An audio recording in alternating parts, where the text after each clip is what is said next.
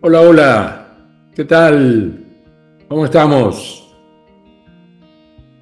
Siempre digo, espero que muy bien, excelente. Aunque muchas veces es una expresión de deseo desde ya. Yo sé que hay problemas. ¿Cómo no lo voy a saber si yo mismo los estoy viviendo? Pero bueno, uno intenta empezar este Respuestas 68, no sé, tal vez con una sonrisa, con un deseo de que, bueno, a ver, intentemos encontrar el punto positivo en toda esta historia. Y claro, a veces nos chocamos contra la indiferencia, incluso hasta la necesidad que tienen algunos de sentirse mal. Y uno dice, pero para, ¿cómo alguien puede tener necesidad de sentirse mal? Es involuntaria, pero es una sensación que indica llamar la atención, porque se está requiriendo afecto por parte del entorno. Y muchas veces el entorno está peor que nosotros. Y ahí es donde, claro, hay un choque, ¿no? Y esa persona en realidad está sufriendo doble, porque no solamente sufre su situación personal, sino que además tiene que sufrir la indiferencia del resto, ¿no? Y a veces el resto es familia, hay gente muy cercana, amigos. Hay otros que están negados al extremo de decir yo no quiero escuchar a nadie porque ya bastante tengo con mi problema. Ahí entraríamos también en el terreno, por supuesto, de la indiferencia. Pero lo hacen en plena conciencia. Porque el que está inmerso en sus historias personales, en general sucede precisamente eso, está inmerso en su historia personal. Entonces, claro, a veces hasta inconscientemente rechaza la posibilidad de poder tirarle una mano, poner oreja, como decimos, ¿no? Muchas veces. Que alguien te escuche, que alguien te diga, bueno, a ver, bueno, está bien, contame, a ver qué te está pasando. Y la descarga, perdón, la descarga emocional es útil, es útil. El que recibe la descarga emocional tendría que tener una cierta predisposición a eso. Pero hay mucha gente que dice, no, yo no quiero que me carguen de malas ondas, con fulano no me quiero cruzar porque siempre está con esa cara de amargado y siempre, y hay un siempre ahí metido, ¿no? Como que es una actitud ya de personalidad. También existen aquellos que, bueno, caen momentáneamente en una depresión producto de la crisis que se esté viviendo, sea esta cual fuere. Puede ser una crisis de salud, puede ser una crisis económica, como la que en general nos va consumiendo los días. Una crisis que ya es mundial y que se está poniendo cada vez más complicada en el sentido de decir, bueno, a ver, muchachos, los que manejan toda esta historia del dinero, a ver si aflojamos un poco. Porque, claro, una cosa es manejar un perrito desde el cariño, desde el afecto. Vení, fulanito, lo entrenás de a uno, bueno, genial. Ya cuando son dos o tres perritos, bueno, por ahí se pelean entre ellos, que te rompen alguna historia, que te muerden un mueble. He visto casos, por Dios, este perro es una termita. Qué sé yo. Pero hay discusiones entre ellos mismos, discusiones animales, por supuesto, ¿no? Y más cuando son cachorritos. Ahora, en una manada, la cosa ya es complicada. Porque puede haber diferencias de razas, no ser solamente una manada uniforme dentro del punto de vista de las razas, sino que además la cantidad predispone al problema. Por cuestiones de territorialidad, por lo que fuere. No soy un experto en animales, pero lo poco que conozco no es sencillo. Cuando hay una monoespecie, como puede ser por ejemplo las ovejas, el perrito pastor hace su trabajo y en general todas se mueven al estilo cardumen, ¿no? Como los pececitos. Pero cuando las especies son diferentes, incluso con diferentes programa etario, ¿no? O sea, por edad. Y bueno. O los dominás encerrándolos, intentás separarlos, y un etcétera que puede llegar a ser bastante abundante. Ahora, ¿qué pasa cuando a esa situación la homologamos o la hacemos similar a lo que sucede con la humanidad? Somos una manada bastante importante, supera los 8.000 millones, según dicen algunas estadísticas, muy mal distribuida para estos tíos. Prefieren un área de poder, normalmente lo que conocemos como el hemisferio norte, y un área apoderada en sí misma, pero sin poder enfrentarse al área de poder. ¿Por qué? Porque es el área reserva, es lo que ellos tienen como el patio de atrás o la quintita, ¿no? Y lo que vivimos en el hemisferio sur ya sabemos cómo es la historia, cómo nos van llevando a cambios que vos decís, pero esto no es lógico, esto no puede funcionar. Y sí, parece que funciona por varios motivos. Tal vez el más importante es la inercia con lo que esto viene de hace muchos siglos, dominios, conquistas, especialmente en Sudamérica los tenemos muy claros, ¿no? Llegaron de los barcos o con los barcos, habiendo civilizaciones enormes, se ocupaban este territorio que fueron diezmadas.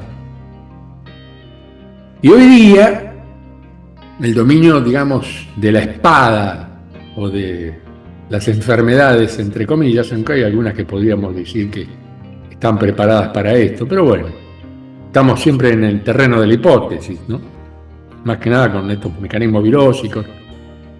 Es para estudiarlo, digamos.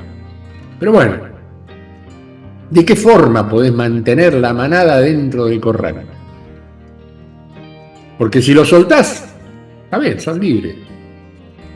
Tendrán sus historias, convivirán de pronto en un estado a veces no muy agradable por los límites lógicos de no tener de pronto situaciones de comodidad, pero son libres, verdaderamente libres. Cuando te hablan de libertad en un sistema opresor, cuesta encontrarla. ¿Y por qué digo opresor? Y en principio, hace un rato estaba observando, como ejemplo lo pongo, ¿no? Hay muchos ejemplos. Imágenes de las zonas de terminales importantes, de trenes, de ómnibus en la ciudad de Buenos Aires, por ejemplo, la capital de mi país. Las colas de gente esperando para ir al trabajo. Trabajo, el tripolio, el látigo de 3 puntas. Única forma de poder obtener la herramienta de supervivencia que se llama dinero. ¿Cuántas veces lo hemos hablado de esto? Hay alguien que emite ese dinero, claro, y lo distribuye a su criterio. Y en general su criterio es y que no sea mucho, porque una vez alguien me dijo, pero si vos le das mucha plata a la población se transforman en vagos. Y yo decía, bueno, pero parate, a ver, vagos, definición, ¿no? Vagancia, que le dicen, o sea, el haragán, el que no quiere trabajar porque tiene todo lo que necesita. Digo, mira, la división del trabajo desde antiguo se dividía en 3. Las 24 horas del día, que fueron parceladas precisamente para tener parcelas temporarias, divisiones horarias, y todo lo que eso significa, que son limitaciones temporales. Te van ordenando la vida de acuerdo a la hora que fuere. O sea, tenés que desayunar a la mañana temprano, almorzar al mediodía, merendar a la tarde casi noche y cenar a la noche. Como decís, bueno, está bien, eso tiene que ver con las comidas. Sí. Pero si a mí se me ocurre almorzar a las 4 de la tarde, si estoy fundamentado en un horario, evidentemente, y si estoy trabajando, bueno, me van a decir, pará, flaco, no es la hora del almuerzo. Bueno, estoy diciendo cosas que todos ustedes conocen, pero que tienen que ver con un ordenamiento de vida, tienen que ver con las capacidades que tienen los mecanismos sistemáticos de poder para proponerte ir por ese carril y de ahí no escaparte. Entonces viene el sacrificio. Yo tengo amigos que en Buenos Aires hacían 80 kilómetros para ir al trabajo. Todos los días, 80 de ida 80 de vuelta. Y yo fui uno de esos. Cuando estuve viviendo en Buenos Aires, por favor, eran 2 horas como mínimo de ida y 2 horas como mínimo de vuelta. Eran 4 horas de mi vida. Y cuando yo hablaba de las 3 divisiones propias de lo que sería un día de 24 horas, se habla de 8 horas de trabajo, dedicado a una tarea, una profesión, un empleo, lo que fuere. 8 horas de ocio. ¿Ocio qué significa?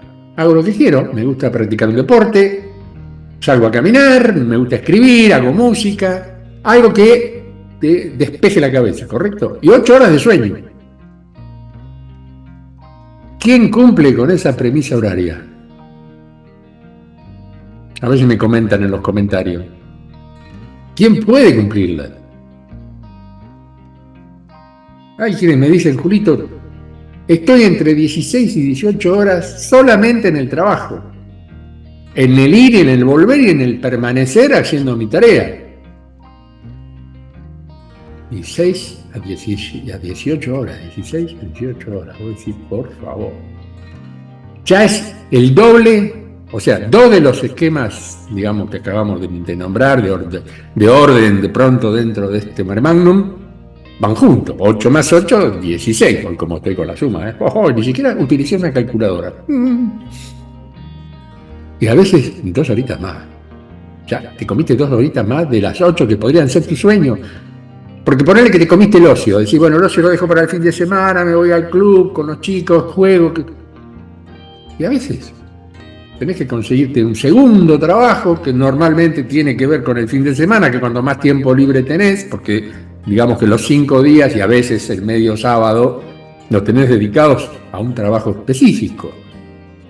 Pero después tenés que encontrarte algo porque no llegás a fin de mes. Y vos decís, pero ¿por qué no llego a fin de mes? ¿Por qué? ¿Qué crueldad tiene aquel que organiza esto para que yo tenga que sufrir esto? Buena pregunta, ¿no? ¿Por qué es crueldad? Pero claro, si somos ganado, ¿quién se preocupa que la vaca esté a la intemperie? Y estamos en una intemperie económica tremenda, absoluta. En algunos países, por ejemplo, del norte, bueno, tienen otras capacidades de pronto y por ahí los sueldos, como decimos, son un poco más importantes. Pero también los costos, los gastos son importantes. Los impuestos que te imponen, justamente la palabra te lo está diciendo, impuesto. Qué gracioso.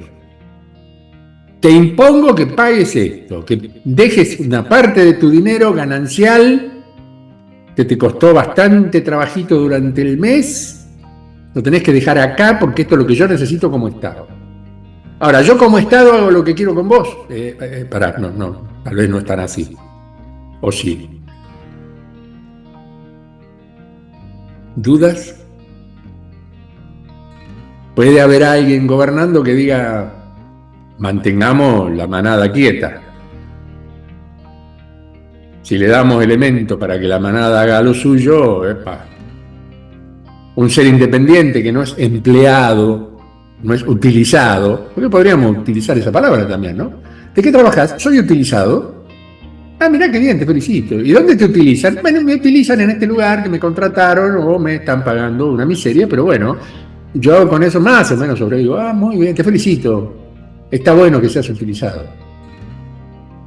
Son sinónimos. Empleado, utilizado. Empleado ya como que quedó. Bien. Pero si vas al verbo emplear, es usar, es utilizar. Punto. El que dicen que es independiente, justamente, no depende depende de sus propias capacidades. Pero está inmerso en el sistema. ¿Si es totalmente independiente? No, totalmente no. ¿Se pueden utilizar herramientas del sistema a favor de cada uno de nosotros? Sí, perfectamente, pero tenemos que saber administrarlas. ¿Y quién está realmente bien capacitado para eso? Yo digo que todos, pero es una voluntad propia, de decir, bueno, hasta acá me usaron, hasta acá me utilizaron, hasta acá fui empleado. A partir de ahora me la rebusco como puedo. Y claro, primero es una decisión compleja, es una decisión importante. ¿Por qué? Porque te cambia la vida a 180 grados. No estás tranquilo. Vos decís, y llego a fin de mes. Si sigo conectado a la luz, al gas, al agua, internet, al famoso cable. Ay. Y no te digo si tenés que pagar una prepaga, como suele decirse, para la salud. Porque, qué sé yo, como viejito acá en Argentina tengo el PAMI, que es para mí, y para todos los viejitos. Y bueno, por ahí te dan una medicina gratuitamente. Si son medicinas más caras, podés llegar a pagar un porcentaje. Pero siempre estás dependiendo del ingreso que tengas. Y lo que llamamos el jubileo, la jubilación, jubileo viene de jubilación, al revés. Jubilación viene de jubileo. ¿Qué es el jubileo? El júbilo, la felicidad, la alegría. Con gran júbilo hemos recibido a Julito en un nuevo Respuesta 68. Bienvenido, Julito. ¡Guau! Aplausos para Julito. ¡Qué jubileo! ¡Qué jubileo! Es para tomárselo un poco en broma, ¿no? Porque lo que nos pagan acá en Argentina, de aquello que hemos ahorrado, porque es nuestro ahorro, el sistema gubernamental lo considera un gasto. A ver, ellos administran nuestro dinero, porque cuando trabajamos siendo empleados, se supone que el empleador nos retira un porcentaje y lo deposita en la caja de jubilaciones. La caja, literalmente, un ámbito que contiene el dinero de aquellos que por depósito son retenidos en su sueldo unos ciertos porcentajes. ¿Para qué qué? Que cuando llegan a la edad de jubilarse, el momento del disfrute, porque es el momento del jubileo. Vamos de nuevo con el término, porque a veces uno lo dice, lo repite, pero no lo busca desde lo profundo, ¿no? Cuando podemos estar jubilosos de no tener que trabajar, y ahí sí, teníamos 8 horas de ocio, 8 horas de sueño, y ahora tenemos 8 horas libres. O sea, podemos tener 16 horas de ocio. ¡Wow! ¡Wow! ¡Qué felicidad! ¡Qué maravilla! ¿Podemos viajar? Sí, más vale. ¿Cómo no vas a viajar? Ocio y sueño. ¡Oh, papito!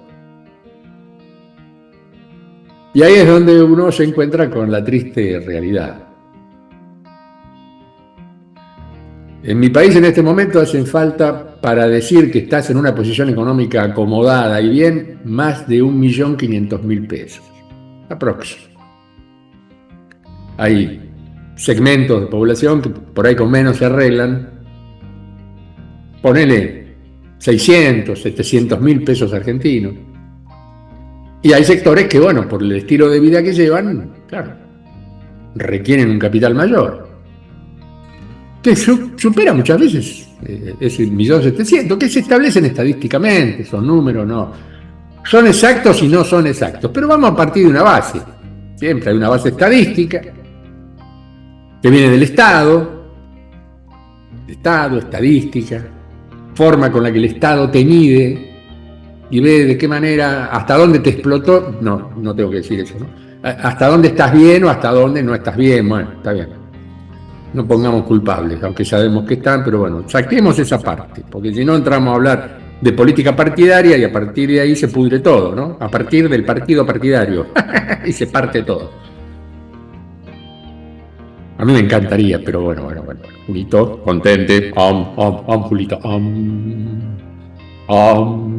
ya está, te sentí mejor, que un poquito mejor, poquito, pero bueno, gracias. Sí. Ahora, mi jubilación, luego de 30 años de aportes, de los cuales tenía comprobados 27 o 26, bueno, más o menos, me faltaban 4 años al momento de jubilarme. Y ahí es donde aparece la figura de la moratoria, que tendría que ser amoratoria, porque se hace por amor, se hace por respeto al viejito que dice, bueno, pero yo no tengo todos los depósitos. Si tengo que seguir trabajando 4 años más, tiene que ser o con aportes independientes propios, como son los sistemas autónomos, o bien con el aporte de empleadores. La idea es también, y desde el punto de vista sistemático, y he conversado con políticos importantes, he tenido esa suerte de tener delante mío señores que por una nota, un reportaje, ofrecían ese minuto de su vida, pero después se quedaban un rato, por ahí estábamos invitados a la casa, y decían, chicos, ¿quieren tomar algo? Una picadita, hacemos una picadita. Entonces sí, cortaban, viste, fiambrecito, quesito, una aceituna. Nos poníamos a charlar así amigablemente, y los tipos, viste, se abrían, mostrando cierta predisposición a preocuparse de pronto, a decir, bueno, mirá, vienen generaciones detrás, y a esas generaciones hay que darles un espacio. Si vos aumentás los tiempos jubilatorios de vencimiento de lo que es tu vida laboral, en este país son 65 años los varones y 60 años las mujeres. Algunos, como maestros, por ejemplo, tienen un régimen menor, por ahí a los 55 ya se pueden jubilar. Pero en general, la norma dice 60 mujeres, 65 varones. Ahora los gobiernos que les gusta ver de qué manera pagan un poco menos o oprimen un poco más, dicen ahora los varones van a 70 y supuestamente las mujeres a 65. Porque, bueno, no, escúchame, mejoró el estatus de vida en esta población. Antes los viejitos a los 50 años ya eran viejos. Ahora lo ves a Julito con 70 años y, che, está bárbaro. Julito está en condiciones de seguir trabajando en lo que estaba haciendo hasta ahora, con una cámara colgada, corriendo como un loco detrás de una nota, viajando desaforadamente a todas las partes del país con carburando y las carreras. No, Julito está en condiciones de hacer todo eso. Miren mi cara.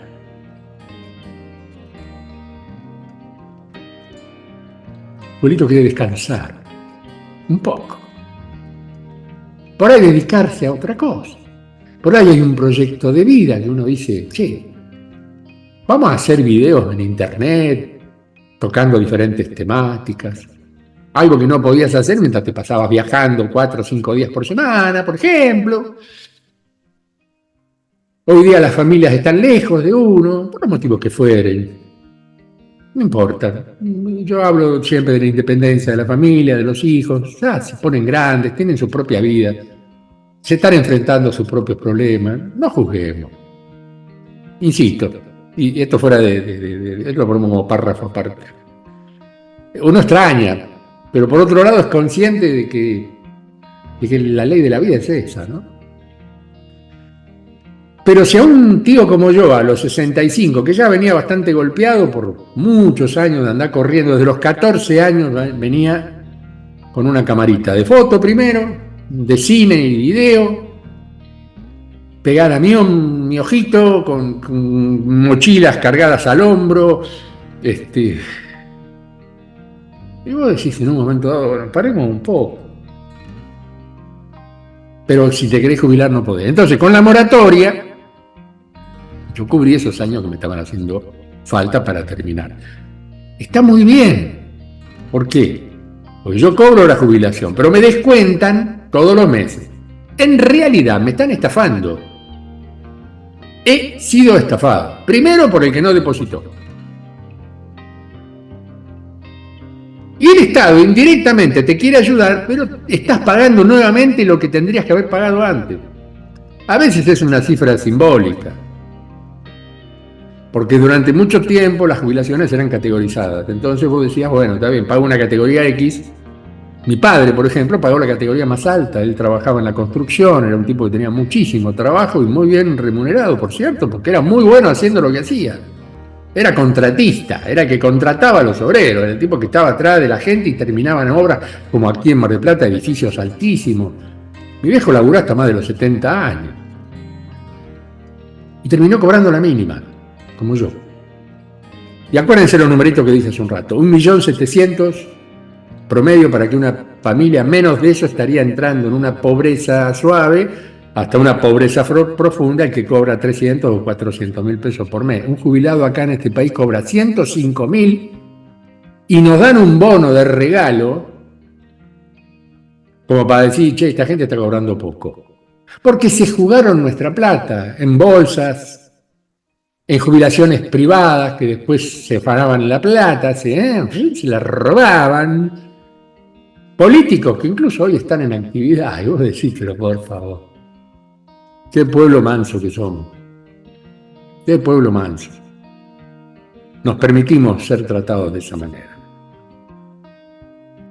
En fin, no los quiero aburrir con una situación para muchos conocida. Quizás para otros, los más jóvenes, de pronto, y bueno, pero che, escuchame, tampoco tan así. Bueno, está bien. Es que el joven tiene otra positividad, tiene años por delante. Los más viejos no tenemos años por delante, tenemos años por detrás. Los que nos dan cierta experiencia hasta el punto de hacer un programa que se llama Respuesta. Pero honestamente, no se pueden comparar situaciones. Ahí es donde comienza el consenso para establecer nuevas formas financiero-económicas. Y con ese criterio nacieron nuestros clubes de trueque y hoy día estamos armando Aldea Global. Proyecto superador, proyecto que abre expectativas a todos aquellos que dicen esto ya no me lo banco más. Y bueno, solito no, porque a veces cuesta solito, pero en grupo, con otros que están pensando como yo y son empáticos en la idea, ¿y por qué no? Y nos rebuscamos una nueva forma de enfrentar esta crisis. Y seguramente, como lo estamos observando, va a ser un éxito. Primero, modesto, pero después, cuando ya estén armadas las aldeas, porque esta primera etapa la complicada, es como que hay que armarlas, y eso necesita inversión. Hay dueños de campos que dicen yo me asocio, hay otros que dicen yo lo vendo, no quiero saber más nada con esta tierra. Y los que organizamos esto, bueno, nos vamos a encontrar con situaciones a las cuales vamos a necesitar el dinero. Por eso, el sistema de loteo se ofrece muy económico. Está a menos del 10% de lo que cuesta un lote normalmente. Y es económico porque lo estamos comprando al campito, lo estamos comprando entre muchos. Entonces bajan los valores. Ya hay un loteo previo. Pero lo importante, amén de que vamos a recuperar tierra y nos vamos a recuperar nosotros como humanos a cargo de nuestra propia vida, porque podemos hacer la quintita. A los más viejos nos va a costar arrodillarnos, pero va a ser hermoso trabajar con la tierra, plantar la lechuguita, los tomates, la cebolla, los pepinos, lo que fuere. Y saber que tenemos la comida asegurada. Criar nuestra gallinita, al que le gustan los huevitos, bla, bla. Cuando la gallinita pasa para el otro lado, te la querés comer, cométela. Si sos vegetariano, dejala ahí.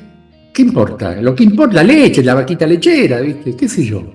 Pero eso es retroceder. No. En este momento la única forma de avanzar es retroceder. Es volver a las raíces. ¿Por qué? Porque un litro de leche ahí afuera ya está costando más de 1.200 pesos. Es una barbaridad. Un kilo de pan alrededor de 2.000 pesos. Es imposible. Para un promedio económico de persona de trabajo, no llega. Si a eso lo suma que te aumentan los servicios, que en nuestro caso los servicios serían gratuitos, luz, gas, agua, gratis. Seguramente tendremos internet para estar comunicados con el resto del mundo, porque tampoco nos vamos a la loma del cohete. Pero estamos intentando buscar un mecanismo de cierta independencia en que, aunque sigamos interdependientes con el sistema tradicional, manejamos los gastos más altos, y el gasto más alto es lo que decíamos al principio. No me escucha nadie, estoy solo, entro en depresión y vaya a saber cuál es el fin de todo eso. Cerramos ese círculo con alguien que está en la misma que vos, que convive con vos, y que te va a escuchar porque está en la misma, tiene tiempo, y las ganas de compartir. Porque mientras el sistema nos obliga a competir, el compartir tiene que ser la premisa. Bueno, basta, Julito, cambiá, porque tenés un montón de preguntas. Hoy me embalé con esto, porque la verdad Sé que hay muchos que están escuchando del otro lado y están haciendo así con la cabecita. Otros dicen, no, qué plomo. Che, dale, responde las preguntas, pibe. Está bien, no se enojen conmigo. Intento ser honesto con mis ideas y con mis formas y compartir con ustedes algo que en este momento es carne en todo el mundo. Con mayor o menor porcentaje pasa en todo el mundo. Y es hora de que empecemos a salir del sistema. Los que podemos o los que tenemos la idea, salir despacito, con calma, saludando, despidiendo. Che, chicos, cuídense mucho, acuérdense que estamos en tal lugar, aquel que quiera es bienvenido. Buscar alternativas. Y en eso estamos. Así que bueno, respuesta 68, chicos. Me disculpo por la extensión, pero creo que es un tema interesante, por lo menos para que reflexionemos. Yo estoy reflexionando en voz alta. Y ustedes tienen la desgracia de tener que escucharme. Y bueno, pongan algún partido de fútbol y después si tienen ganas me siguen escuchando. Por eso me disculpo, ¿no? Intento no ser plomo, pero a veces no me sale. Vamos a la pregunta. La número 1. Hola Julio, ¿cómo estás? Soy María José. Hola María José. Quería preguntarte qué opinás de la eutanasia en perros, en animales en general. Espero que te encuentres bien, un gran saludo desde aquí. Bueno, mirá, la eutanasia, ya sea en perros como en humanos, es un acto de amor. Es un evitar un sufrimiento a veces innecesario. Y requiere un enorme valor por parte de quien admite que es el momento de entrar en esa cuestión. En general ocurre en estados de inconsciencia, aunque hay algunas eutanasias que fueron pedidas, por ejemplo en caso de seres humanos, fueron pedidos expresamente por esa persona que ya no aguantaba más vivir de esa manera. Incluso, y esto sí, insisto, me preguntás por los animales, pero bueno, el tema de los humanos también entra en esta cuestión, porque con la pérdida de conciencia, como dicen, es un vegetal humano. Y el vegetal se comunica, cuidado, tiene su propia inteligencia, pero se comunica con otros vegetales. Con nosotros le cuesta un poquito más, convengamos. ¿Por qué? Porque tampoco estamos atentos a qué nos indica un árbol. Y yo sé de casos de conversaciones con árboles, de sanación a partir de tocar un arbolito, abrazar un árbol. ¡Wow! Podría hablar horas. En el caso de los animalitos, ellos no tienen conciencia, sufren, absolutamente, y tratan de no molestar. Los animalitos salvajes se alejan de la manada y trascienden, porque son almas, son ánimas, animales, ya lo hemos dicho. Tratan de no ser una carga para los de su especie. Eso se nota y se ve mucho en los lobos, por ejemplo, son una sociedad extraordinaria. El lobo más viejito camina delante de la columna de la manada. Después vienen los cachorritos, las lobas, y los más jóvenes van atrás, y el guía o líder de la manada está atrás de todo y más alejado porque él tiene la visión perspectiva. Es extraordinario cómo se organizan. Pero el que maneja la velocidad es el viejito, y cuando el viejito ya no puede caminar,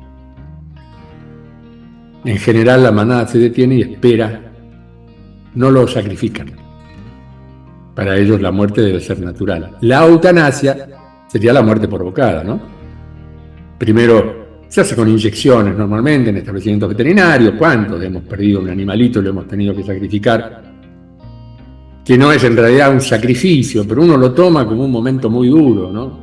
Como algo que excede nuestro propio amor. Pero por amor lo tenemos que hacer, para que el animalito no sufra. No puede caminar, no puede comer, no puede hacer sus necesidades físicas o fisiológicas. Y vos decís, ¿cómo hago para que este animalito siga viviendo de esta manera? Tirado en un rincón, respirando mal. Dejémoslo trascender. Los animales no se suicidan, el suicidio es una actitud humana. No se quitan la vida. Porque no saben lo que es la vida, simplemente viven. Nosotros, a través de la filosofía y a través de cuánta forma de elemental estudio, investigamos los procesos vitales y escribimos millones de kilómetros de páginas, de letras, de párrafos, explicando en qué consiste esta situación, ¿no? Llamada vida. El animal vive. y muere. Vive y muere. Y si podemos evitar que sufra, por supuesto. Así que lo que no me gusta es el asesinato a mansalva por soberbia y simple poder de algunos humanos. Porque hay animalitos, qué sé yo, zorros, por ejemplo, en zonas de campo, los topos. Pero me está rompiendo el cultivo. Y sí, bueno, pero el topo también tiene que comer. No, eliminar topos. Con las hormigas es un tanto más complicado, aunque hay veneno, y ya lo sabemos, y se destruyen comunidades completas. Pero la hormiga tiene una capacidad de supervivencia, porque ella vive en comunidad. Guarda. Pero esas matanzas de animales que no son culpables de estar en una situación en la que el hombre pasó por encima de sus capacidades. Y hay matanzas, que ya no es eutanasia, ya es matanza absoluta, para defender los intereses económicos de aquel que está perdiendo el gallinero. Bueno, armate un gallinero mejor, papá.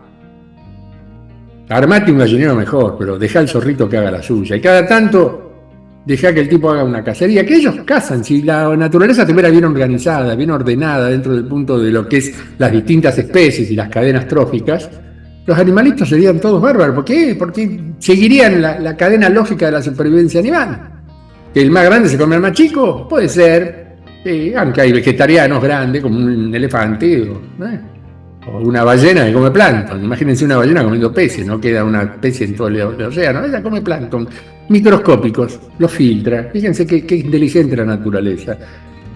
Hay un animal enorme, pero que se alimenta de un tipo de alimento marino que no influye dentro de la economía mundial. Aunque muchos fueron con el krill, por ejemplo, un pequeño crustáceo chiquitito, tipo como si fuera un camarón, pero más chiquitito.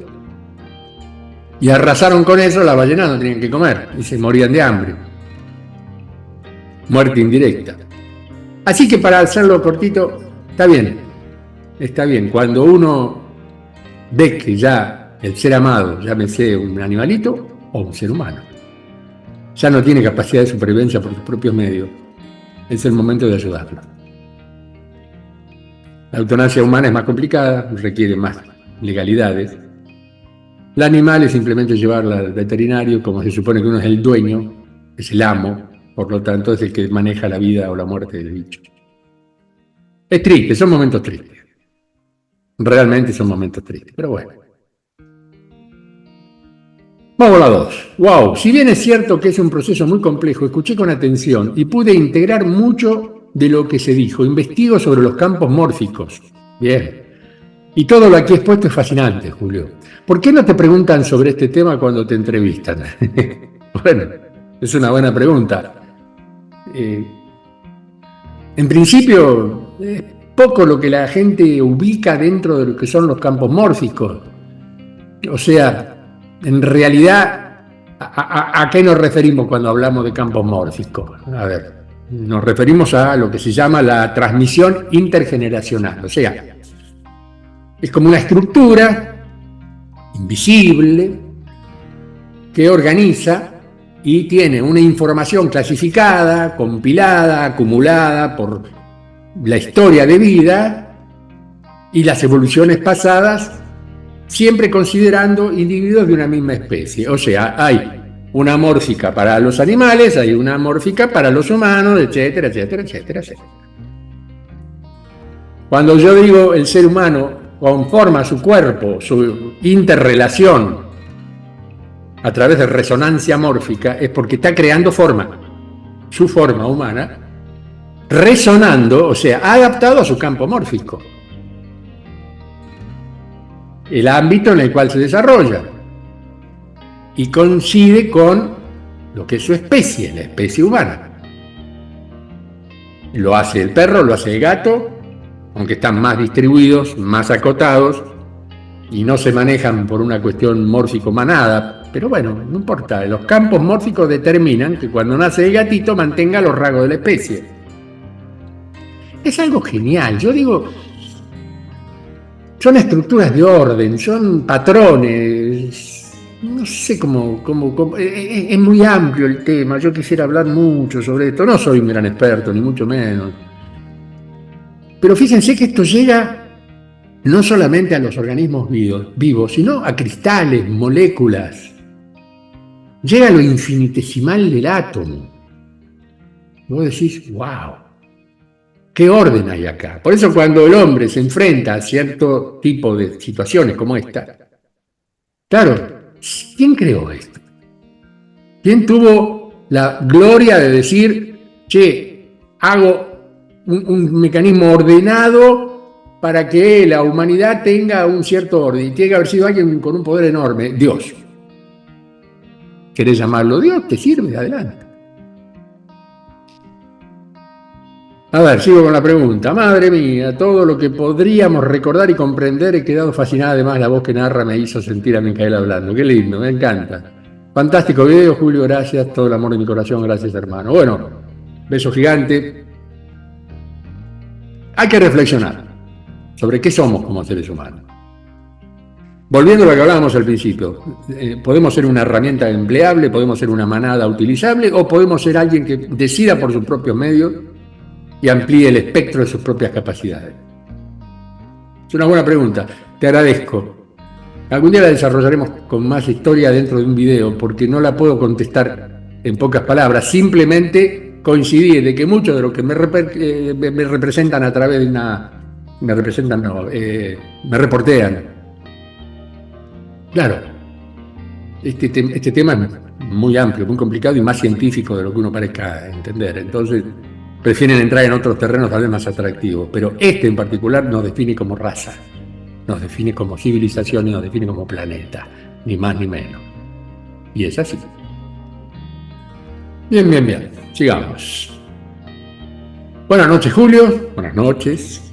Los hiperbóreos son los mismos que los pleyadianos, ¿verdad? Ah, interesante. A ver. Hiperbórea. Wow. Mitología griega. Wow. Dicen las leyendas, los mitos, que era una región que se utilizaba, ¿no?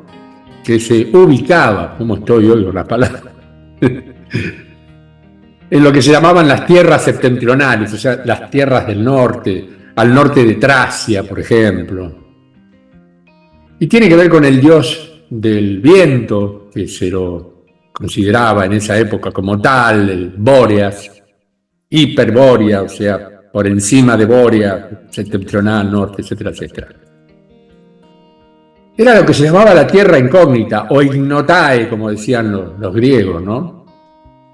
Un ámbito en el cual aquellos que vivían llegaban hasta los 1000 años de vida, por ejemplo.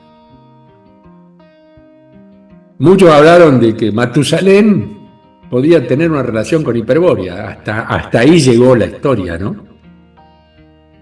Sí, o si no, bueno, habría que volver a esos tiempos y comprobarlo fehacientemente. Que se puede hacer, es posible. Que no se puede difundir, también es posible. O sea, hay ciertos secretos que mejor los dejamos ahí. Salvo el gran, mi querido y admirado Juan José Benítez, JJ, con sus caballos de Troya. Y es el momento de poder mencionarlo, que no tenga que ver con esto, pero tiene que ver con volver al pasado y tener pruebas fehacientes de hechos que son históricos en algunos casos, que en otros pueden llegar a ser hasta míticos. Los mitos son complicados de poder comprobar, porque justamente la mitología te hace un ser humano con cabeza de toro, por ejemplo. Vos decís, ¿qué es esto? ¿El minotauro? ¿Qué es esto? O sea, hay dentro de todo esto un índice de fantasía que para lo que es nuestra realidad hoy día, bueno, es eso, es fantasía. Pero pasemos un poquito más arriba, estamos hablando de civilizaciones anteriores, ¿sí?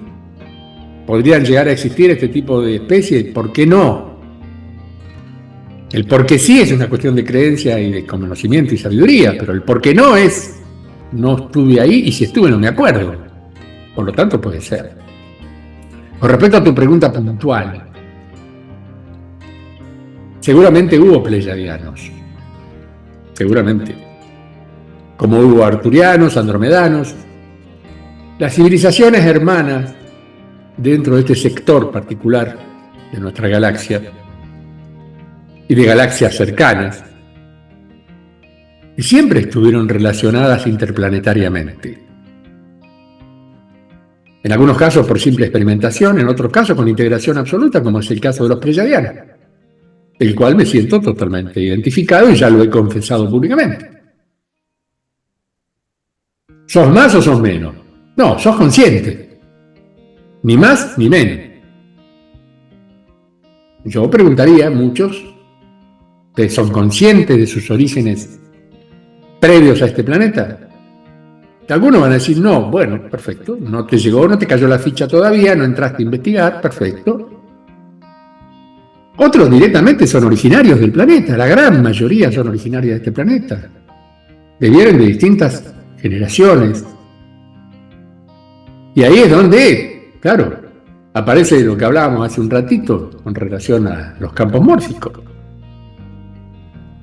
Está buena la relación entre las dos preguntas, digamos, porque hay un punto en común en el cual, por especies animales y especies humanas, hay un criterio de pronto a través de sus propios ADN, bla, bla, bla. Después la interrelación, bueno, ni hablemos.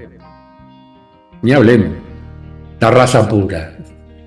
Bueno, la raza pura. Son formas limitantes. Porque cuando te relaciona el amor, la única pureza es la del amor. Y el resultado, si deviene del amor, es un resultado puro. Entonces los fanáticos en esta cuestión quedaron un tanto mal parados. Pero bueno, insisto, cuestión de interpretación y gustos. Pero no me quiero ir del tema, ¿no?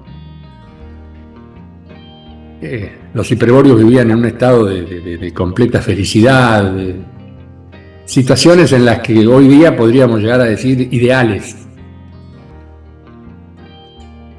Yo honestamente insisto en la apertura mental para poder entender este tipo de historias y ampliarlas, pero no determinarlas absolutamente. O sea, no era una civilización pleyadiana, salvo pleyadianos ubicados en cuerpos hiperbóreos, como sucede hoy con pleyadianos ubicados en cuerpos humanos.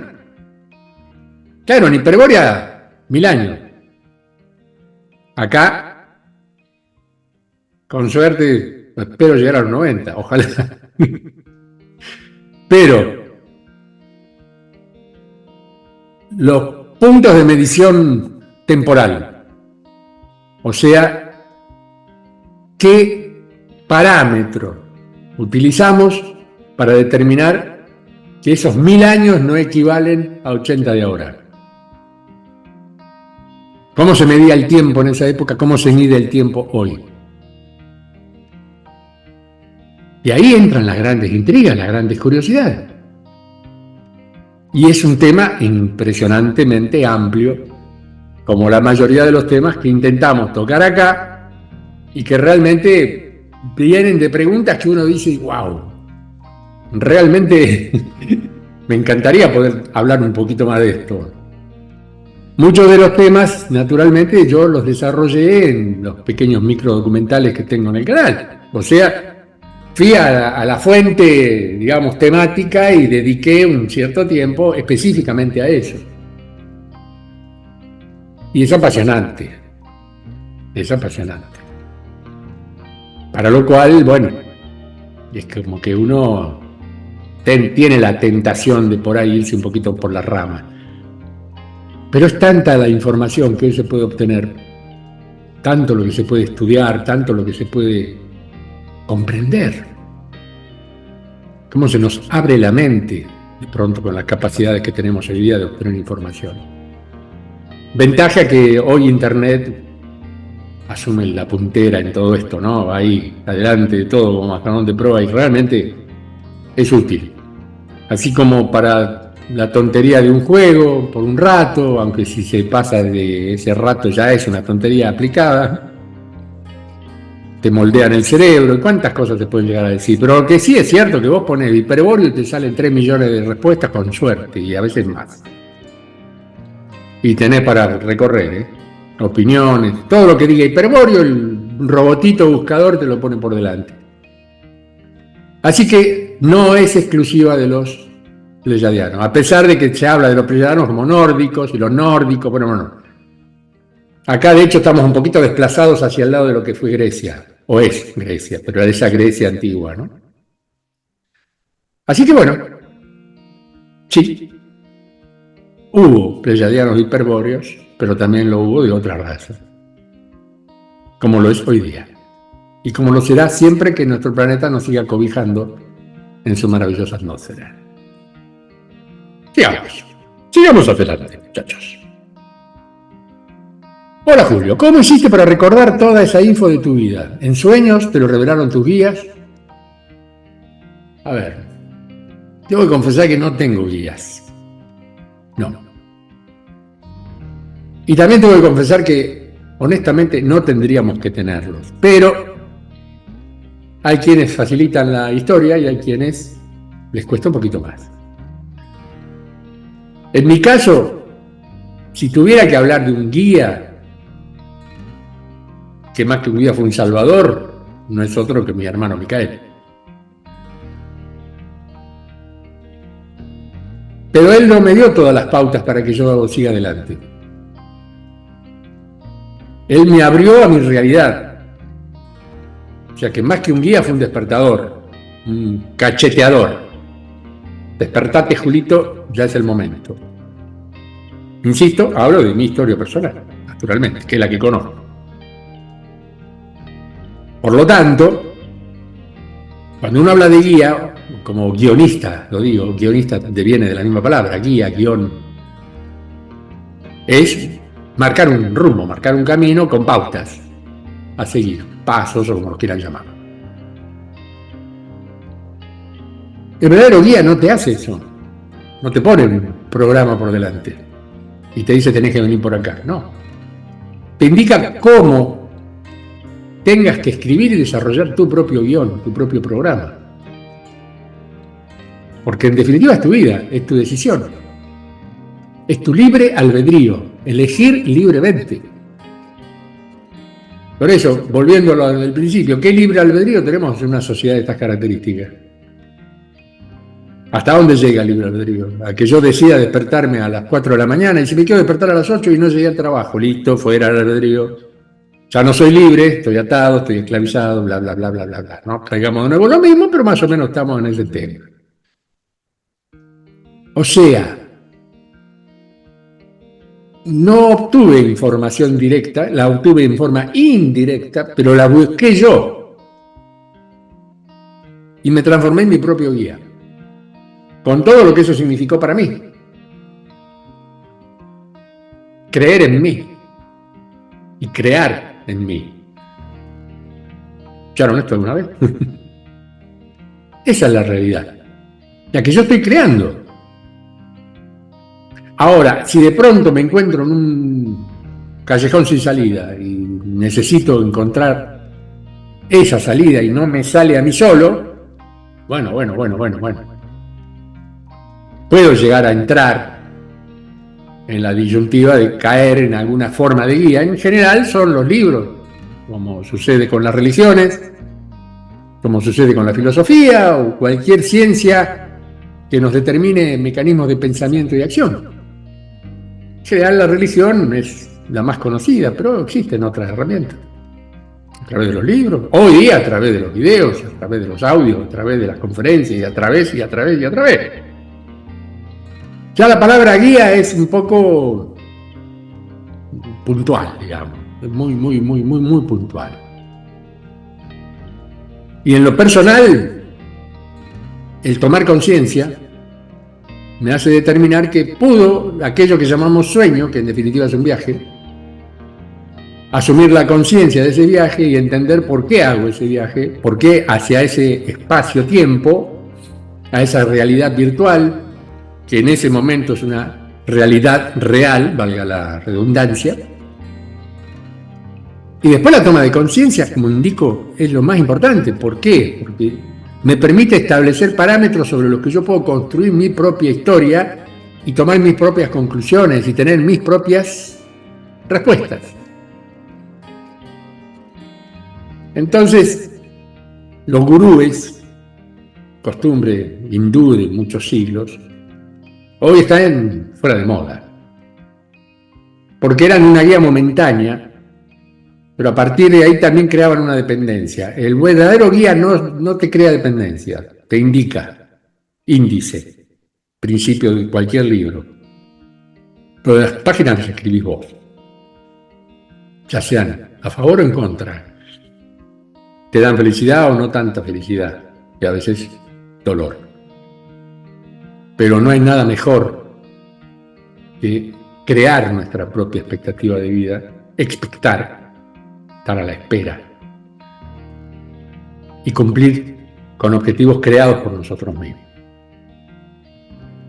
Y de ahí aparecen los recuerdos, porque cuando uno bucea, el récord está siempre esperándonos. Hay que saber abrir los archivos y a veces cerrarlos a tiempo para que no se apoderen de nosotros. Utilizar la información, gracias, cierro, ya sé que la carpeta está ahí, pero me quedo tranqui, como quien dice. Bueno, vamos. Entonces, ¿las almas siempre tienen que ser rescatadas? Que yo sepa, no. No es como nos dicen, que vemos un túnel, a nuestros seres queridos, que vamos a donde queramos, con nuestra familia galáctica, etcétera, etcétera, etcétera. Ojalá pudieras hacer un video hablando sobre el control de las almas y cómo saber si se tiene una. Bueno, acá son varias preguntas, todas juntas. A ver. Las almas no necesariamente tienen que ser rescatadas. Punto. En estado, insisto, en estado de conciencia plena, creando nuestra propia vida, creamos nuestra propia trascendencia y sabemos, intuimos en qué momento nos vamos de esta vida física. Salvo por accidente, error u omisión, como decía un amigo, en cierta etapa de tu vida vos sabés que hasta ahí llegaste. Y lo sabés. Te lo canta todo tu cuerpo. Por lo que fuera, por influencias externas, a veces, pero en muchísimos casos, por influencia interna. Es que ya el ser llegó a su límite y dijo, hasta acá llegué. Y a partir de ahí, sabe que en un tiempo perentorio desaparece. Otros toman la voluntad. En esa desaparición, practican el suicidio. Siempre hablamos de trascendencia. Pero fundamentalmente, el alma, cuando trasciende, debe hacerlo en conjunción con el espíritu. Como si fueran las dos manitos subiendo juntas, integradas en un todo.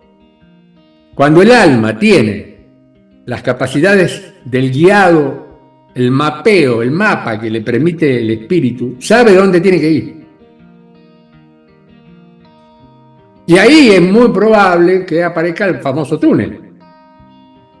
Porque ya había una idea de que cuando yo trasciendo, porque lo escuché en un programa de televisión, eso me quedó grabado. Entonces, ese alma trasciende a través de una predisposición ante un hecho que ya tenía reconocido, porque alguien contó alguna vez, porque volvió, que había un túnel, y en el fondo del túnel había una luz, y en esa luz había seres queridos que te daban la bienvenida. Perfecto. ¿Te interesa eso para cuando trasciendas? Adelante. Perfecto. Es una trascendencia dulce. Ahora, cuando hay una separación por inconsciencia, la inconsciencia determina que espiritualmente no estamos conectados con nuestra instancia de vida primaria, que es el alma. Y ahí estamos en problema. Porque el alma queda en estado de confusión. Y el espíritu no tiene la herramienta para decodificar. Esto es como tener el software. ¿Cómo tenés el software? Lo tenés en un disco. Si no tengo la computadora que traduzca ese software, evidentemente ese software no sirve. ¿Qué voy a hacer? ¿Me voy a poner el disco en la oreja? No, por más que haga lo que quiera, no voy a escuchar ni voy a ver nada. No hay una forma de traducir su información. Bueno, el alma requiere del espíritu que lo guía, y el espíritu requiere del alma porque es el instrumento con el cual se traslada, se compone, se arma y trasciende esa información juntamente con el alma. Simple, se explica con la computadora, yo lo he hecho muchas veces. Alma, hardware, la máquina, la técnica. Pero técnica que si está desenchufada no anda. Y el software, que sería el espíritu, junto con la máquina, produce el fenómeno de lo que está ocurriendo en este momento. Ustedes me ven, me escuchan y bla, bla, bla. Separados, no sirven. Y ahí es donde se debe rescatar. La idea es rescatar alma y espíritu. Llevan el mismo código. Los rescatadores de alma aplicamos ese código. Y podemos reconocerlo. Pero ya no nosotros. La tecnología de cuarta dimensión lo determina. Y ni que hablar de dimensiones superiores. Pero la dimensión superior está más sencillo, porque ya, digamos, lo que sería el cuerpo o vehículo es más fácil de manejar. Al no existir enfermedades, al no existir un montón de vicios que ocurren dentro de lo que es el cuerpo humano de tercera dimensión, que, insisto siempre, y lo voy a repetir hasta el hartazgo, es la dimensión más complicada, en la que más situaciones ocurren y en la que medimos y modulamos definitivamente nuestra entidad humana. Así que, hablar del control de las almas, ¿cómo saber si se tiene una? Si no tenés un alma en este momento no me podías haber hecho esta pregunta. No estarías vivo. Simple. El alma es la manifestación viva de lo que somos como entidades humanas. Es la chispa de la vida. Es el mecanismo atómico, la pila atómica que nos produce el mecanismo vida. Si no hay alma, no hay vida. Punto. Sos una cosa inerte, que no tiene ni la capacidad energética, ni un programa para saber que sí, energéticamente se puede levantar y se puede sentar. Se puede levantar y se puede sentar. Pero el espíritu dice, una vez que te levantes tenés que ir para aquel lado. Te levantás y caminás. No sé si te expliqué o te confundí más, pero bueno, de última lo ves un par de veces más. Ay, este Julito. Me enseñás a tripular y navegar, Julio. ¿Cómo querés que te enseñe? Primero, no sé dónde estás, no sé quién sos. Segundo, ¿sos un ser extradimensional reconocido y consciente? ¿Para qué me necesitas a mí? Se supone que con esa sabiduría ya lo puedes hacer. Esto no es, me subo al karting y decime cómo acelero y cómo llego a la curva. No, papá. No. Y además, ¿para qué te voy a enseñar? ¿Qué misión tenés? ¿La que yo te indique? ¿Me voy a transformar en tu guía? No. Puede ser un deseo interesante, pero esto es un poco más serio. No te enojes. Tripular, vas a tripular el vehículo que quieras. En principio puede ser una bicicleta, una moto, un auto, un camión, un micro, lo que vos quieras. Tripular vehículos humanos. Hacete fuerte como ser humano. Reconocete conscientemente. Buscá tu historia personal, buscá tu origen. ¿Y cómo hago? Como hagas, no me interesa, ni a vos te tiene que interesar. Simplemente levantate y caminá. Pero no sé dónde voy, andá donde quieras, no te planifiques. Deja que vuele libre tu alma y tu espíritu. Y ellos se van a encargar, porque ellos sos vos sos ellos. Tenés una desconexión física, tu mente todavía no recuperó la conexión con tu espíritu. Entonces, ¿qué hago? ¿Alquilo por hora mi nave? No. Pensá un poquitito, elaborá un poco la pregunta. Te vas a dar cuenta que es un imposible, no hay forma. No hay forma. Tan siquiera podrías ingresar a lo que es mi nave personalizada porque vibra a mi frecuencia. Tendrías que tener mi frecuencia. Por lo tanto, yo me tendría que apoderar de tu alma como si fuera una posesión. No. Me estás pidiendo un imposible. Pero es posible si vos lo decidís en tu propia historia, en tu propia vida. Empezá a trabajar en vos. Empezá a reconocerte vos como lo que sos. A partir de lo que no sos y querrías ser. Eso es un camino, por ejemplo. Y a partir de ahí vas a crecer y vos misma o mismo te vas a construir tu propio vehículo si lo necesitas. Porque el primer vehículo que construiste es este es el más importante. El cuerpo. Aprendí a manejarlo, aprendí a llevarlo al límite en todo el sentido de la palabra. No te tires desde un paracaídas para ver, ay, qué lindo que volar. No, está bien, no tenés alas, no tenés que volar. El paracaídas te sirve para caídas, o sea, para caerte y llegar vivo. Porque si no tenés ese aparato ya sabemos lo que pasa. ¿Sí? Pero empezar a reconocer tu propio vehículo primero, y ese vehículo te va a ir dando pautas, de las que sean, emocionales, como sea, pero ahí es la mente la que está trabajando, y se conecta con tu espíritu. Y ahí no vas a necesitar decirme, me enseñás a pilotar, ya vas a tener tu propia nave, si la necesitas. Pilotos de unidades especiales. ¿Cómo podemos construir nuestra Merkaba, Julio? ¿Hay posibilidad de trascender para un simple mortal? Sí, si sos un mortal, la palabra lo está diciendo vos mismo. Simple mortal, te vas a morir, y cuando morís trascendés. Ahora, ¿dónde trascendés y cómo?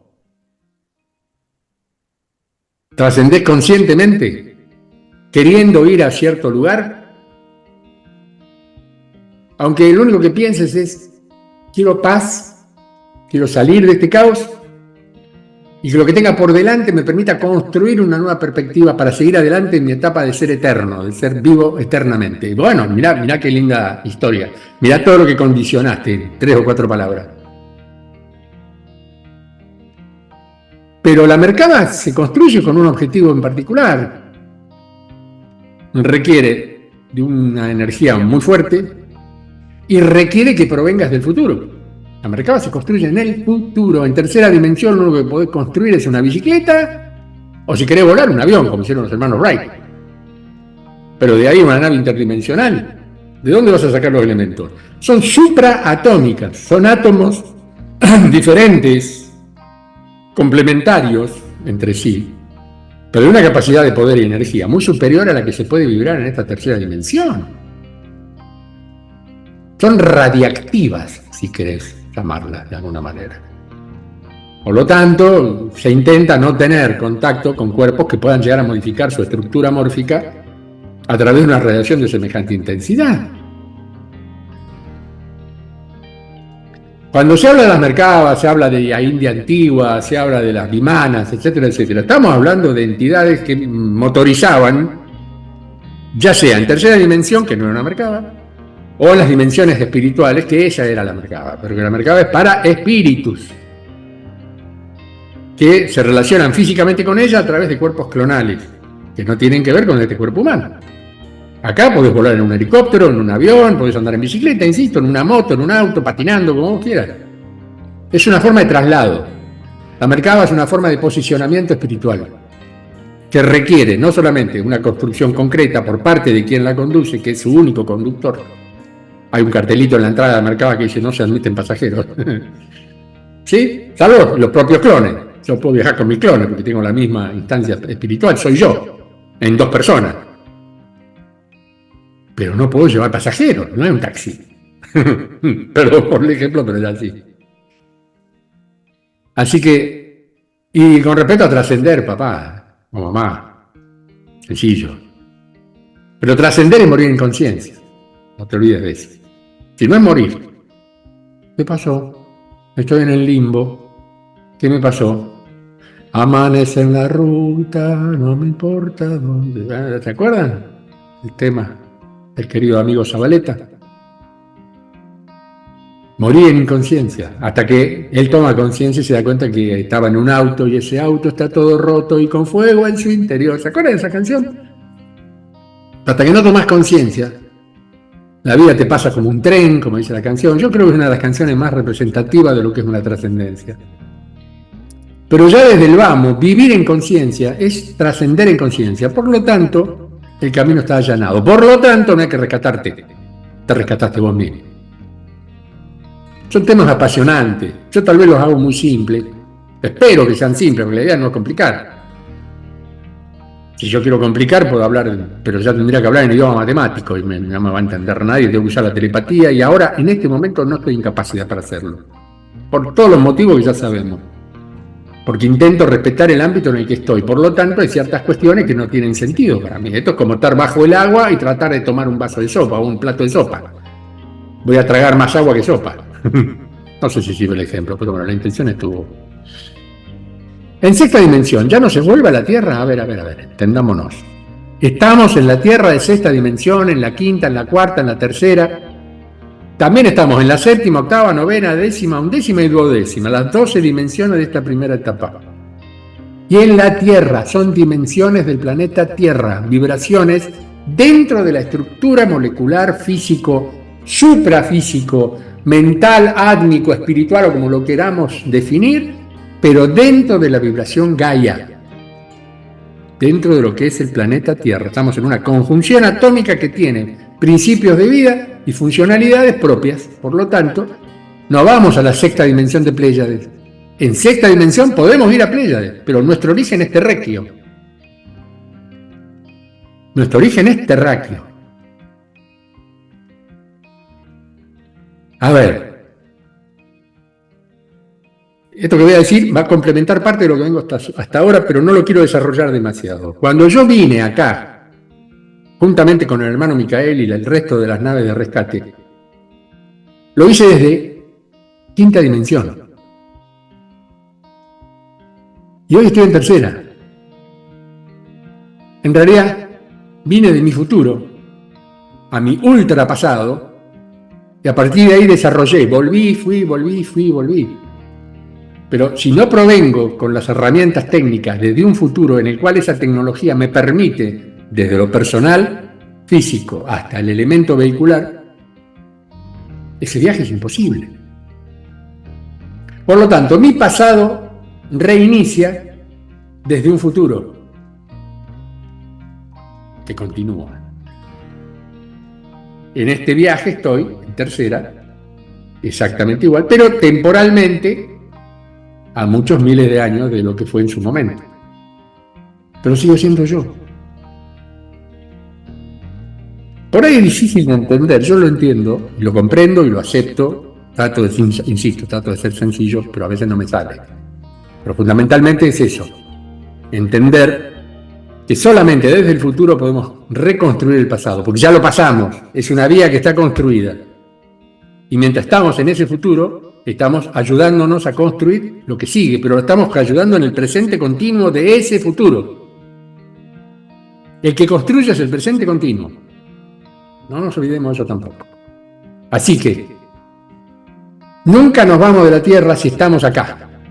Ahora, si nos vamos a otro planeta, sea la cuestión que fuere, si yo quiero volver a mi Sirio original, lo puedo hacer. Hoy no tiene sentido, porque yo ya desarrollé mi evolución en Sirio hasta llegar a un punto en el que ya no podía evolucionar más en Sirio. Por eso me trasladé a Pléyades. Y en Pléyades logré una evolución para llegar acá. ¿Cuál es tu evolución? ¿De dónde venís realmente? Ahí está tu desafío. Pavada de desafío. Julito, en una entrevista del coronel Pedro Baños, él dijo que los astronautas firmaban un contrato que no debían hablar nada de lo que sucedía en esos viajes, les quitarían la vida. Bueno, sí, los tenían amenazados. Porque el Estado siempre es el dueño de las verdades y el dueño de las personas. Y como el Estado es el que los llevó ahí arriba, y una vez que estaban ahí arriba, son marionetas del Estado. Punto. Por lo tanto, sí, son los famosos convenios de confidencialidad. Habla bien, Julito. Eso ocurre hasta en una empresa. Hay ciertos secretos que vos cuando te contratan firmás ahí como que si los llegás a revelar te parten en 50 pedacitos, ¿viste? No, creo que te lleguen a matar, ya sería el colmo, salvo cierto tipo de empresas mafiosas. Pero fuera de eso, es muy natural. Por eso muchas veces los astronautas se encuentran en que, bueno, hay cosas que no pueden decir. Hoy día eso está más liberado. O sea, y incluso a cierta edad, ¿viste? El que ha desarrollado cierto tipo de aventuras espaciales intenta compartirlo, intenta, no sé, crecer en eso también, en el diálogo, en la exposición y además bajar información para los que vienen detrás, que también es fundamental. Así que si yo fuera astronauta estaría contando mi historia. Algo de eso hice. Bueno, pero yo no firmé ningún convenio. Sigamos.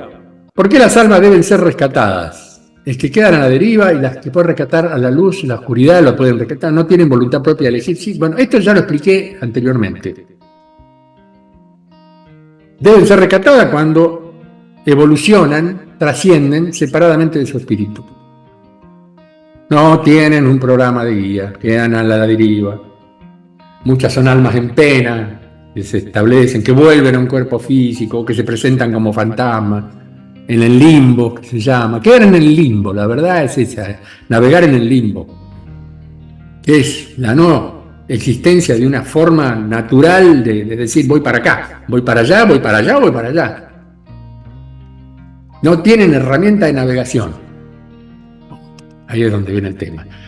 Y como son energía absoluta y pura, sí, bichos oscuritos, algunos otros como pueden ser cierto tipo de reptilianos, qué sé yo, existen muchas formas de vida que se alimentan de eso, y ese alma ya pierde su energía, por lo tanto su espíritu puede ser rescatado, pero hay que crearle una nueva computadora. Eso se puede hacer también, se hace pero ya en instancia de cuarta dimensión, en ámbitos laboratorios especializados para el tema.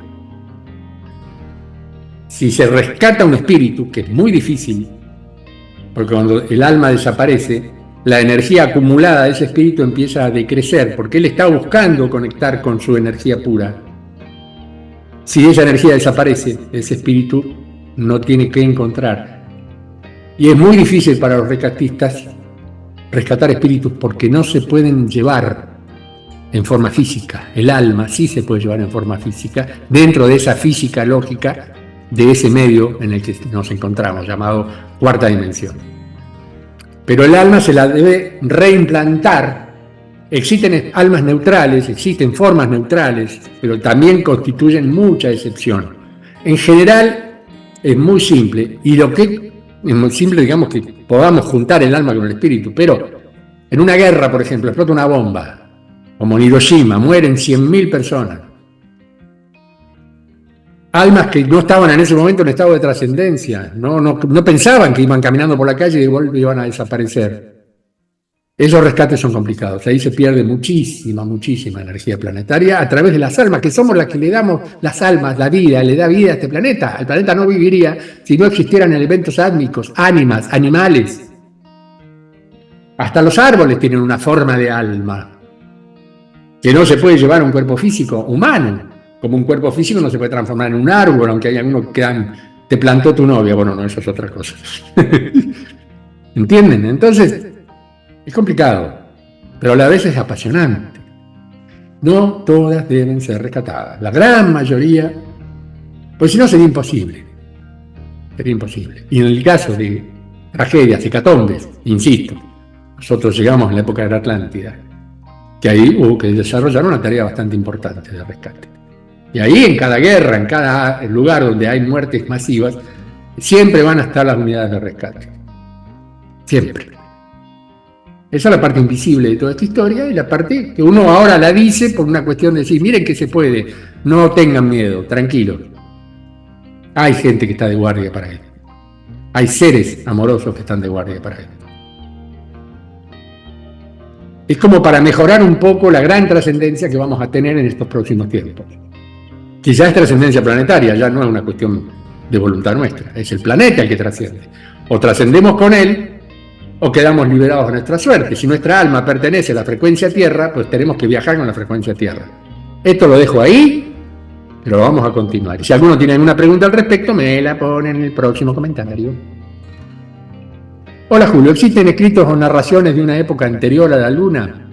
¿En algún lugar se habla de la aparición de la Luna física o es demasiado antiguo?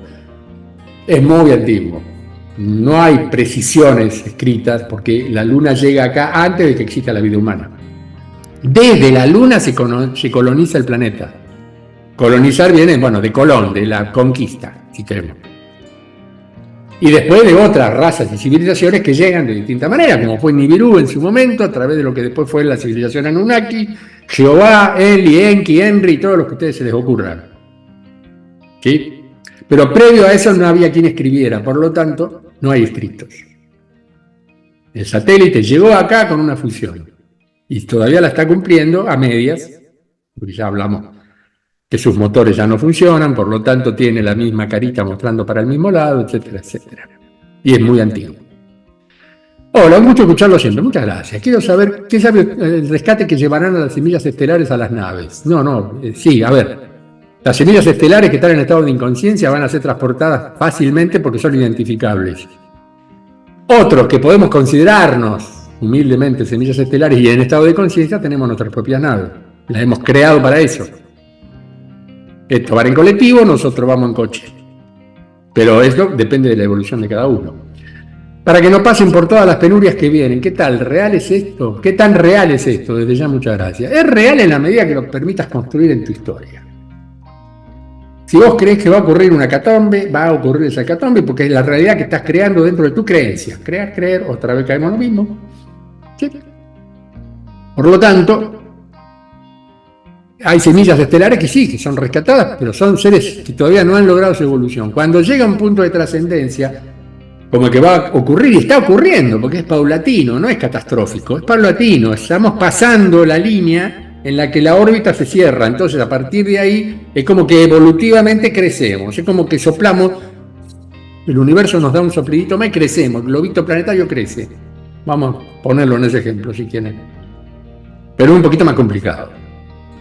Entonces, cuando uno toma conciencia, en general estamos hablando de semillas, muchas veces se habla específicamente de los pleyadianos. Hay semillas estelares que no necesariamente son pleyadianas. Es más amplio el tema. Y son semillas porque llegan a plantarse y a germinar en cierto estado planetario para ocupar una instancia de vida que sea beneficiosa, traer información.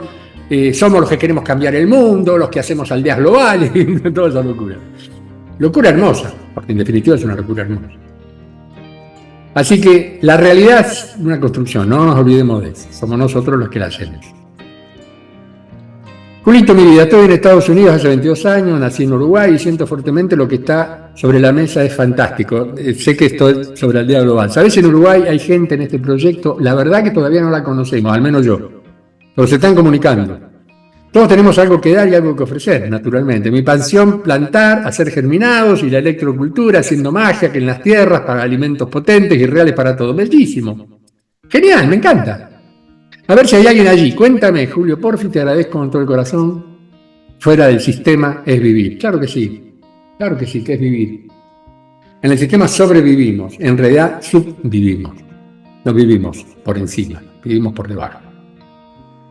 Y en el caso específico de Uruguay, todavía no te puedo dar ninguna novedad, pero sé que muy pronto va a ocurrir, porque tengo amistades que tienen campos, y las que seguramente se van a adherir a este proyecto, todavía no puedo hacer nombre naturalmente, pero una vez que esté esa información, con muchísimo gusto la vamos a llevar, porque por ahora estamos dentro de Argentina, Brasil, algún que otro país latinoamericano, centroamericano, incluso en el propio Estados Unidos. Puede llegar a haber una aldea nuestra en Estados Unidos, incluso hasta cerca, hasta vos misma podés hacer una aldea. Pero eso lo vamos a ir explicando, están los videos, chicos, pongan Aldea Global en mi canal y ahí van a tener un montón de información y cada vez estamos mandando más información. Y sé, no, terminó el tiempo, me va a cortar el programa, por lo tanto, me despido amorosamente, agradeciendo como siempre aportes, agradeciendo afectos, corazoncitos, palabras de aliento y cuanta maravilla amorosa me ponen en los comentarios. Realmente feliz de la vida y agradecido. Y como siempre, por supuesto, la invitación para nuestras próximas respuestas. Espero haber sido coherente, concreto. Si me voy por la rama, discúlpenme, es mi lado mono todavía. El lado estéreo no lo tengo. ¡Ah! Chiste malo. Y las espero en un próximo encuentro de respuestas, el número 69. Y espero que así sea. Besos gigantes, las quiero, los amo, etcétera, etcétera, etcétera. Y chau, chau. Cuídense mucho, protéjanse y trasciendan alma y espíritu cuando les toque.